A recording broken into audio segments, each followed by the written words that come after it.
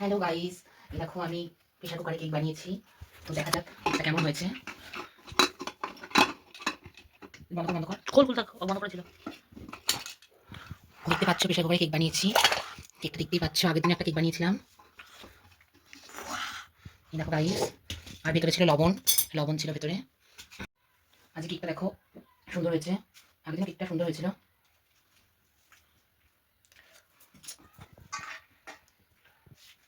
বাহ, কি সুন্দর উঠে এসেছে কেকটা।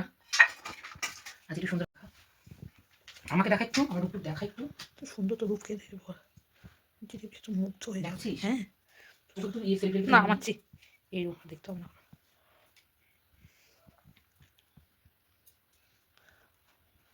ভালোই হয়েছে, কেকটা সুন্দর হয়েছে। অপদিচ্ছি অপর কাটার সময় দেখো গাইস, কেকটা কতটা নরম তুলতুলে হয়েছে, কতটা স্পঞ্জি হয়েছে। এখন কাটবো কেকটাকে। কাল আগের দিনে যে কেকটা করেছিলাম সেটাও সুন্দর হয়েছে, আজকে যে কেকটা করেছি এটাও সুন্দর হয়েছে। সবাই মিলে খাবো। দেখো ভেতরে কতটা স্পঞ্জি হয়েছে, দেখে খেতে ইচ্ছা করছে। তোমরা বাড়িতে বানাও, খাও।